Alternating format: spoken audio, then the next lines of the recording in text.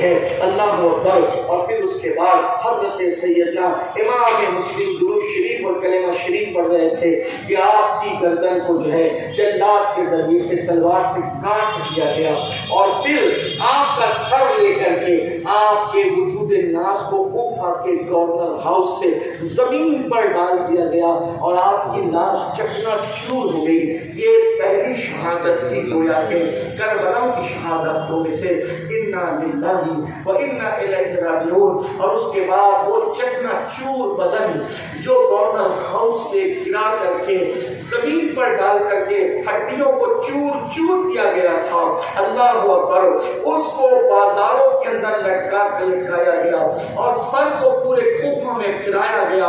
جو یزید کی مخالفت کرے گا اس کا یہ انجام ہوگا۔ اور امام مسلم رضی اللہ تبارک و تعالی عنہ کا جسد اطہر کئی دن تک کے جب وہ بازار کوفہ میں لٹکا رہا۔ ایک بات آپ سے کہوں، دشمن تو اپنی دل کی بھراش نکال رہا تھا، لیکن اہل البیت کے لٹکتے ہوئے جسم دھوپ اور ہواؤں کے اندر بھی تر و تازہ تھے۔ حضرت حامد مصطفیٰ بادی نے بہت اچھی عکاسی کی، کہتے ہیں کہ محمد مصطفیٰ کے باغ کے سب پھول ایسے ہیں، محمد مصطفیٰ کے باغ کے سب پھول ایسے ہیں جو بن پانی کے تر رہتے ہیں مرجھایا نہیں کرتے، جو بن پانی کے تر رہتے ہیں مرجھایا نہیں کرتے۔ پورا کوفہ اللہ اکبر بے وفائی کی زد میں تھا۔ اے کوفہ والو، قیامت تک تمہاری مہمان نوازی کو یاد کیا جائے گا۔ دھوکے بازی کے حوالے سے امام مسلم کا سر پھرایا جا رہا ہے، کوفے کے بازار میں جسم لٹکا ہوا ہے، اور اس کے بعد جب شام ہو کر کے رات سیاہ اپنی زلفوں کو کوفہ کے اس بے وفا لوگوں کے اوپر ڈالتی ہے اور رات تاریک ہو جاتی ہے۔ گھر میں سناٹا تھا، خوف و ہراس میں لوگ ڈوبے ہوئے تھے۔ ابن زیاد کے جو ہے وہ محل کے اندر، بلکہ گورنر ہاؤس کے اندر جشن کا سما تھا۔ حسین کے نائب کو، حسین کے معتمد کو ہم نے کاٹ دیا اور پورا کوفہ خوف و ہراس میں ڈوبا ہے۔ ایسے میں ایک گھر میں چراغ جل رہا تھا اور اس گھر میں حضرت قاضی شریح جو مولائے کائنات کے شاگرد بھی تھے، قاضی شریح حضرت محمد و ابراہیم کو اپنے پاس بٹھا کر سر پہ ہاتھ پھیرتے، پیار کرتے، محبت کرتے سنتے، یا اللہ، اس ظالم ابن زیاد نے اعلان کیا ہے کہ مسلم کے بیٹے بھی اس کے ساتھ تھے، جس کے پاس مل جائے میں منہ مانگا انعام دوں گا، یزید سے بھی کچھ دلاؤں گا، اور اگر جو ہے وہ کسی کے گھر مل جائے، کسی نے پناہ دے رکھی ہے تو میں اسے قتل کر دوں گا۔ قاضی شریح نے سوچا یہ ظالم لوگ ہیں، ننھے ننھے بچے، 6 سال اور 8 سال کی عمر ہے، میں حضور صلی اللہ فاضل اور علامہ ارشد القادر رئیس التحریر کی تحقیق پر اعتماد کرتے ہوئے آگے بڑھوں اور انہی کی تحریر سے استفادہ کرتے ہوئے میں آپ کے سامنے ان ننھی شہادتوں کو بھی پیش کروں۔ اللہ اکبر، حضرت قاضی شریح نے ان بچوں کو، شہزادوں کو سر پہ ہاتھ پھیرا، ماتھا چوما، پیار کیا، تو دونوں شہزادوں نے کہا قاضی صاحب اس طرح سے آدھی رات کے بعد ہمیں نیند سے اٹھا کر کے پیار کرنا، محبت کرنا اور بار بار سر پہ ہاتھ پھیرنا، دراصل یہ ہمارے خاندان کے اندر روایت ہے کہ جب بچے یتیم ہو جاتے ہیں تو ان کے سر پہ اسی طرح ہاتھ پھیرا جاتا ہے، پیار دیا جاتا ہے۔ کیا ہمارے بابا نہ رہے، ہم یتیم ہو گئے؟ قاضی شریح نے ان کو سینے سے لگایا، سینے سے لگا کر کے پھوٹ پھوٹ کر رونے لگے اور یہ اطلاع دل پر، سینے پر پتھر رکھ کر کے دی، اے خاندان نبوت کی معصوم کلیوں، ہاں ہاں تمہارا بابا آج جامِ شہادت نوش کر چکا، کوفہ والوں نے تمہارے بابا کے ساتھ بے وفائی کی، میں پہلے بھی کل بھی اور اس سے پہلے سالوں میں بیان کر چکا ہوں۔ خاندان نبوت کے جن شہزادوں کو ہم بچپنے کی وجہ سے معصوم کہیں گے، وہ صرف اور صرف لغوی معنی میں کہیں گے، جس کو حضور رئیس الکلام علامہ ارشد القادری نے جس معنی میں اپنی کتاب میں لکھا۔ رہی بات روافض جس معنی میں کہتے ہیں، اس معنی میں کہنے کی نہ ہماری منشا ہے، نہ ہماری مراد ہے اور نہ ہمارا وہ عقیدہ ہے۔ بہرحال حضرت امام حضرت قاضی شریح نے فرمایا خاندان نبوت کی معصوم کلیوں سے تمہارے بابا شہید ہو چکے۔ دونوں بھائی ایک دوسرے کے سینے لگ کے لپٹ لپٹ کے رونے لگے، ہائے بے کسی، ہائے مسافرت میں باپ کا سایہ سر سے اٹھ جانا۔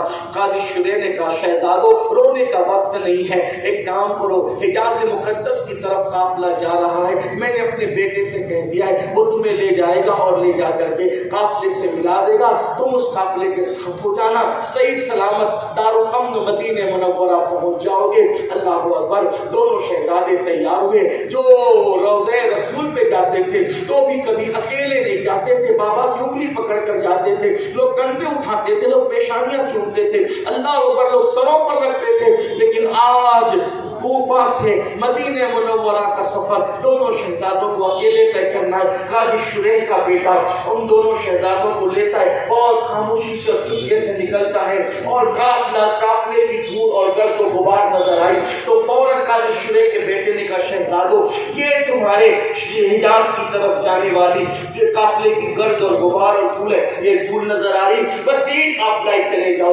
दोनों शहजादे उस धूल को देखते हुए आगे बढ़े, थोड़ी ही देर में धूल नजरों से गायब हो गई और काफिला न था न गर्द और गुबार था। अल्लाह अकबर। दोनों शहजादे पैदल चलते चलते थके, कभी पैरों में कांटे चुभते हैं, अल्लाह अकबर। और फिर उसके बाद रात का सन्नाटा है, अल्लाह अल्लाह। हालात ये है कि दरिंदों के चीखने चिल्लाने की आवाज आती है, एक दूसरे से सीना चिमटा करके एक दूसरे से लिपट जाते हैं, पत्ता खड़कने की आवाज आती है, दिल धक धक करने लगता है, अल्लाह अकबर। कभी पैरों में कांटे भी न चुभे थे, आज पैर कांटों से छलनी थे। हालात ने क्या दिन दिखाए, लोगों ने क्या दिन दिखाए, दुनिया की हवस ने आले नबी के साथ क्या सलूक किया, अल्लाह अकबर। थक करके ये सोच के बैठ गए सुबह होगी तो देखा जाएगा। रात की तारीकी थी, इब्ने जियाद के गुर्गे तलाश करते करते शहजादों को जंगल में पहुंचे। नन्हे शहजादे पूछा बताओ कौन हो, तो सोचा यतीमों के साथ तो काफिर भी अच्छा सलूक करते, यतीम सुनकर काफिर भी अच्छा सलूक करते, बिल्कुल सादगी के साथ कह दिया सच्चों की औलाद के सच्चे थे, सच्ची तरबियत दी गई थी, सच्चाई का दर्स दिया गया था, सच्चाई के माहौल में पले बड़े थे, तो कह दिया हम इमाम मुस्लिम के यतीम है। इतना सुनना था कि जुल्फे पकड़कर जालिमों ने इतना मारा, तमाचे लगाए, कभी घर में मोहल्ले में मदीने मुनव्वरा में तमाचों का तसव्वुर भी न था, लेकिन इतना मारा चेहरे पर उंगलियों के निशान पड़ गए, बाल पकड़ करके जुल्फे पकड़ करके कसी गई, और उसके बाद का जालिमों हम तुम्हें ढूंढ ढूंढ कर थकते हैं और तुम भागे भागे जंगल में फिरते हो। फिर आखिर इब्ने जियाद के पास लाकर दोनों शहजादों को जमा करा दिया। इब्ने जियाद ने कहा इनको कैद खाने में डाल दो। सोचो तो सही, अल्लाह अकबर, हिंदुस्तान में भी 6 और 8 साल के बच्चों को अल्लाह अल्लाह मुनकिरीन इस्लाम जेल में देखना पसंद नहीं करते, लेकिन जिन पर नमाज में दुरूद पढ़ा जाता है उन शहजादों को जेल में डाला जा रहा है, कैद में डाला जा रहा है। फिर लोग कहते हैं कि इनका कसूर क्या है। मैं आपसे पूछना चाहता हूँ, अगर इंसाफ दुनिया में मौजूद है, हक़ाइक़ दुनिया में मौजूद है, सच्चाई दुनिया में मौजूद है, तो अंदाजा करें आखिर शहजादों ने बिगाड़ा क्या था, इमाम मुस्लिम ने बिगाड़ा क्या था, इमाम हुसैन ने बिगाड़ा क्या था। सिर्फ दीन की बका और तहफ़्फ़ुज़ के लिए खानदान उठा था, बाकी और चीज क्या थी। लेकिन अल्लाह अकबर, इब्ने ज़ियाद बदनिहात पानी फसाद, उस जालिम ने कहा कि ले जाओ और कैद में डाल दो, यजीद को खत लिखता हूँ, जो हुक्म देगा उस पर अमल किया जाएगा। लेकिन याद रखना अल्लाह अकबर, ऐसा जरूर होता है कि अहले इंसाफ के गुलिस्तान में कांटे भी खिलते हैं और कांटों के दरमियान कोई चुपके से फूल की कली भी मुस्कुराती है। ऐसा होता रहा है। और जब कैद में डाला गया तो कैद में जो कैद खाने का जो दारोगा था उसका नाम मशकूर था। मशकूर ने शहजादों को देखा और उसको तरस आया। उसने कहा शहजादों, मेरी जान का जो कुछ हो, लेकिन आपके नाना की शफाअत की खातिर मैं इतना कर सकता हूँ कि तुम्हें रात को चुपके से आज़ाद कर दूंगा, तुम चले जाना यहाँ से। देखो कादसिया में मेरा भाई रहता है, ये अंगूठी लो, मेरे भाई को अंगूठी दिखाना। जब तुम कादसिया पहुँच जाओगे तो तुमको वह हिजाज पहुंचा देगा बहुत आसानी के साथ। दोनों शहजादों ने मशकूर की अंगूठी ली, अंगूठी लेकर के जो रास्ता कादसिया का बताया था उसकी तरफ चले। फिर रास्ता जो है वो भूल गए। नन्हे थे, उम्र छोटी थी, ख्याल न था, रास्ता भूल गए। नन्हे नन्हे बच्चे कब तक चलते।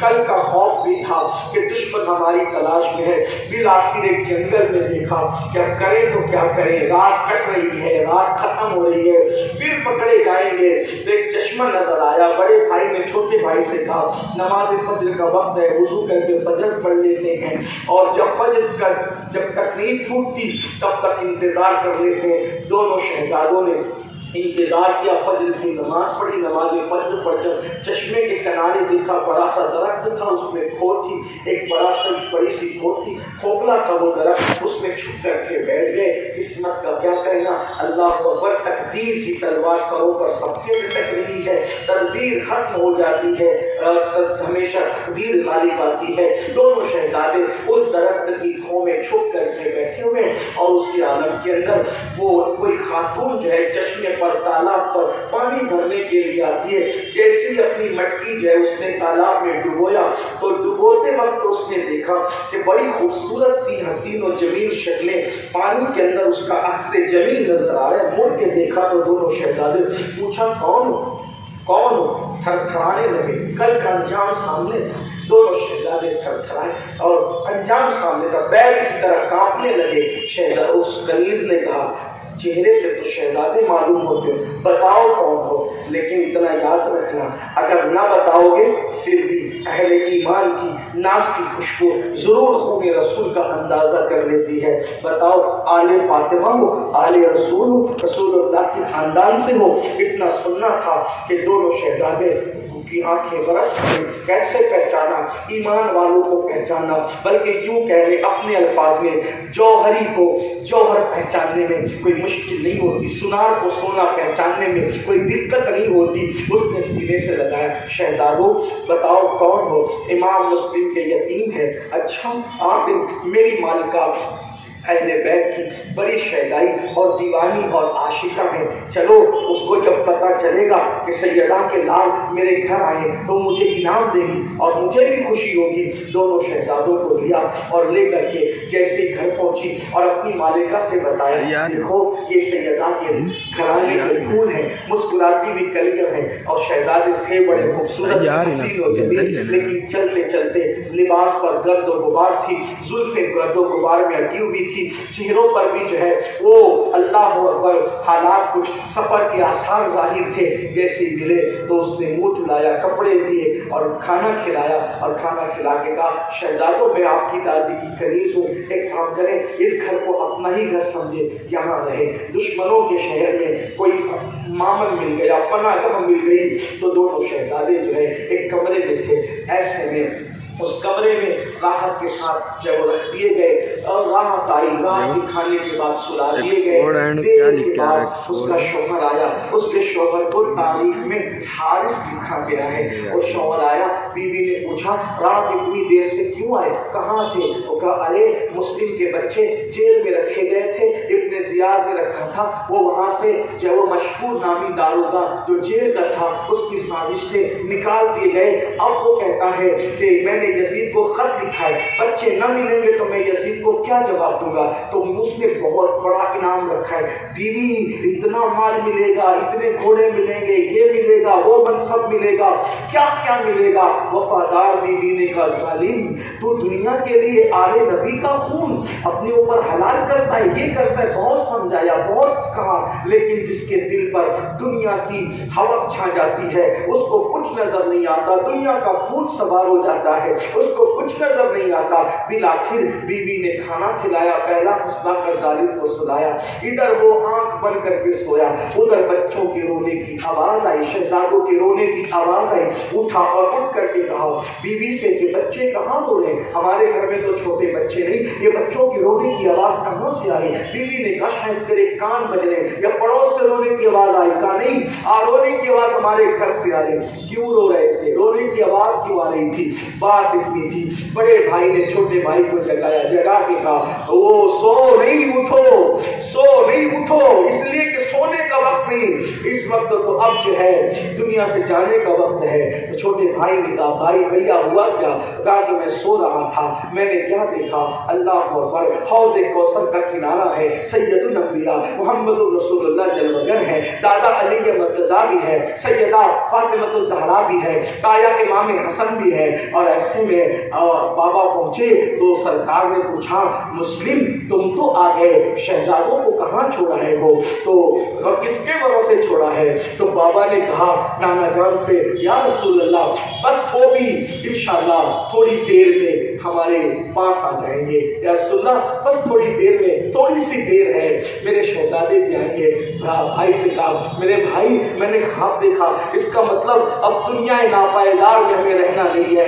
बाबा ने इशारा दे दिया ख्वाब के जरिए से कि हमें वापस पलट कर जाना है। छोटे भाई ने कहा, मेरे भैया सच बताऊं, मैं भी इसी ख्वाब में जो है वो मसरूफ था, यही ख्वाब मैं भी देख रहा था, आपने उठा दिया। दोनों भाई सीधे लग करके रोने लगे, हाय अब अम्मी का चेहरा देखना नसीब ना होगा, हाय अब मदीने मुनव्वरा जाना नसीब ना होगा, हाय मदीने मुनव्वरा की गलियां देखना नसीब ना होगा, हाय मदीने मुनव्वरा की वो बहारें, वो खजूर के दरख्तों की कतारें, वो मदीने मुनव्वरा की मुअत्तर फज़ाएं। अल्लाह अकबर, बाबा गए, माँ का चेहरा देखने की तमन्ना थी, अब माँ का चेहरा भी नजर नहीं आएगा।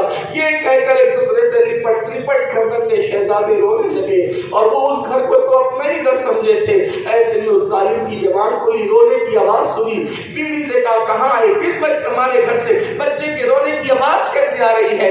बीवी ने समझाने की कोशिश की, जालिम न माना, ताला तोड़ा, दरवाजा खोला तो देखा कि नन्हे शहजादे नूरानी शक्ल के वो शहजादे नबी के लगते जिगर रो रहे। पूछा कौन वो अपना घर समझा था, कह दिया इमाम मुस्लिम के यतीम है। इतना सुनना था कि जालिम ने मारना शुरू किया, मैं तुम्हें ढूंढ रहा हूँ, मेरा घोड़ा मर गया ढूंढते ढूंढते, पैदल चलते चलते थका, और तुम मेरे घर में ऐश करते हो, मजे लेते हो।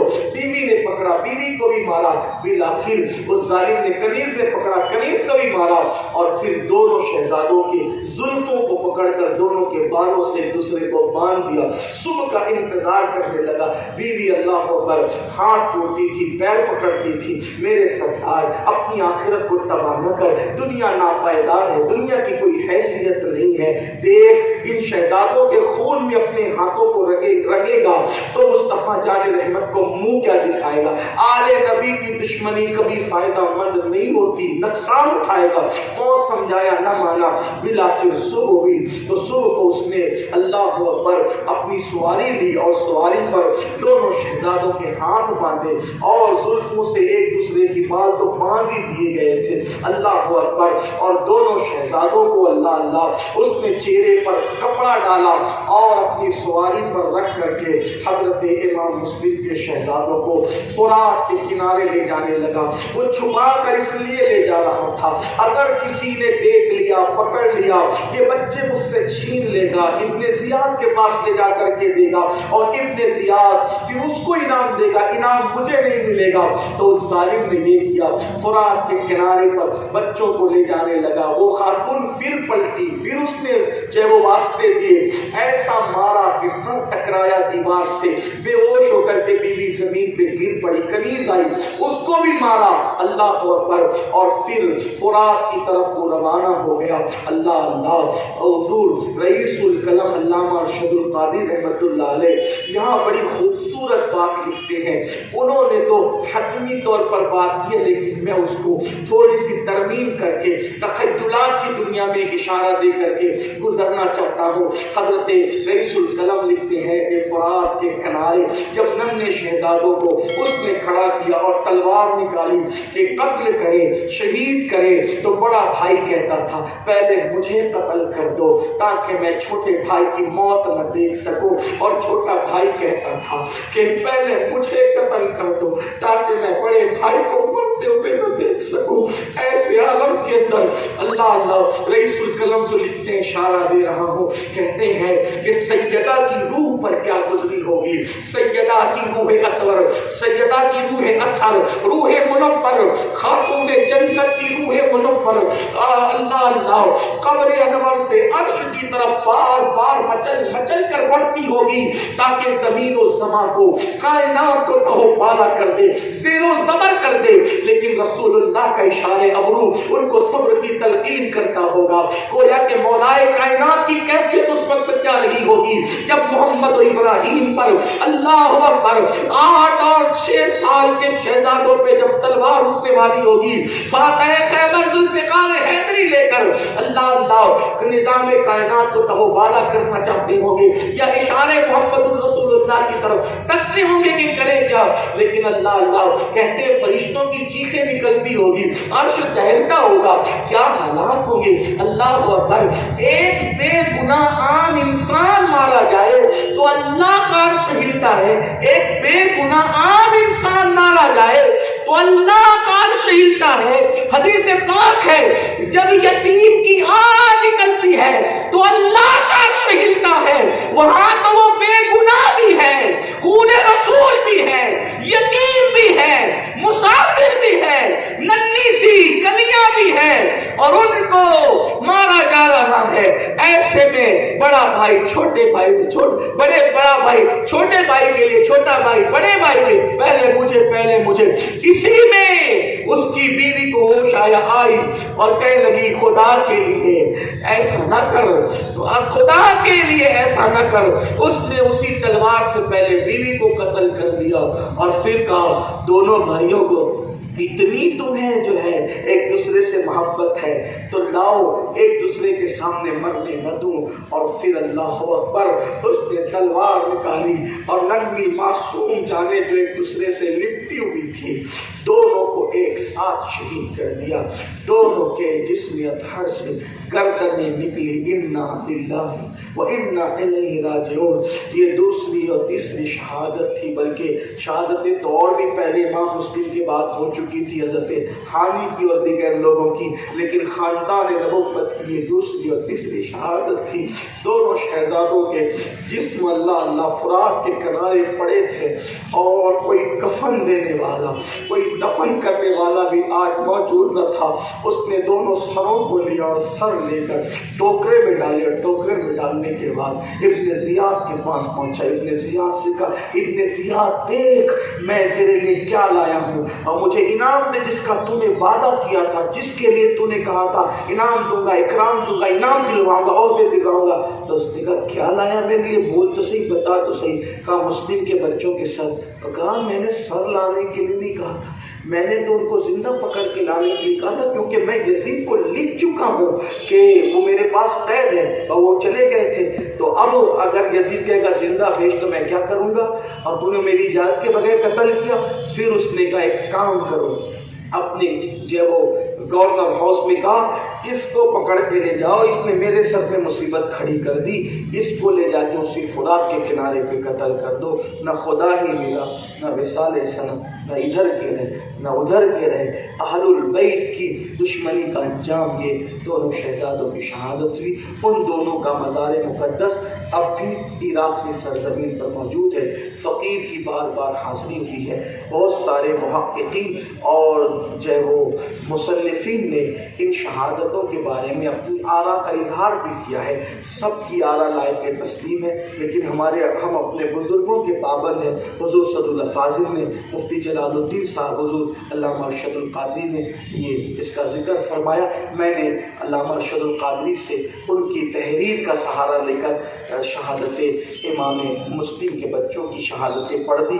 अल्लाह से दुआ करता हूँ, शब जुमा है, अल्लाह इन सैयदों के सदक़े, इन मेरे आका की इस मुक़द्दस आल के सदक़े, इन शहज़ादों के सदक़े अल्लाह ताला मेरी आपकी दुनिया, मेरी और आपकी नस्लों की दुनिया और आखिरत को संवार दे। अल्लाह हम सबको नबी और आले नबी की सच्ची वफ़ा नसीब करे। एहतराम असहाब रसूल के साथ अल्लाह ताला हमें जीने मरने की तौफ़ीक अता फ़रमाए। जिस दीन के लिए इन्होंने कुर्बानियाँ दी है, अल्लाह ताला उस दीन पर हमें मर मिटने का जज्बा अता फ़रमाए। इनकी कुर्बानियों को महसूस करते हुए अल्लाह तबारक व तआला हमें भी दीन की तरफ माइल होने की तौफीक अता फरमाए। नमाजों का पाबंद बनाए, शरीयत का पाबंद बनाए, दीन का पाबंद बनाए और अल्लाह रब्बुल इज़्ज़त हम सबको जराइम से बचाए, गुनाहों से बचाए इंशाअल्लाह तबारक व तआला।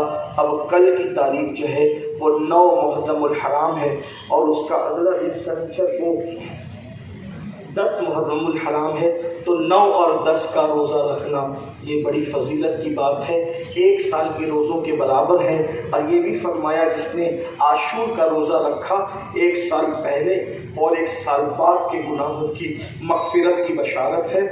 اور حضور علیہ السلام نے جب دیکھا کہ 10 محرم کو مدینے کے یہود روزہ رکھتے ہیں تو اللہ کے رسول علیہ السلام نے فرمایا ان سے پوچھو یہ کیوں رکھتے ہیں، تو انہوں نے بتایا کہ ہم موسیٰ علیہ السلام کو اور ان کی قوم کو فرعون اور فرعونیوں سے نجات ملی تھی، اسی خوشی کے اندر ہم روزہ رکھتے ہیں۔ تو میرے آقا علیہ السلام نے فرمایا موسیٰ ہمارے پیغمبر ہیں، ہم ان سے زیادہ حقدار ہیں موسیٰ علیہ السلام کا دن منانے کے حوالے سے، البتہ یہ 1 رکھتے ہیں تو ہم ان کی مشابہت سے بچنے کے لیے 2 رکھیں گے، یعنی 9 اور 10 کو رکھیں گے۔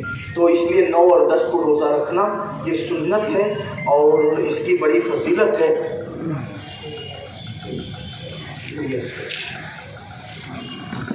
تو 9 اور 10 کو روزہ رکھنا یہ سنت ہے اور اس کی بڑی فضیلت ہے۔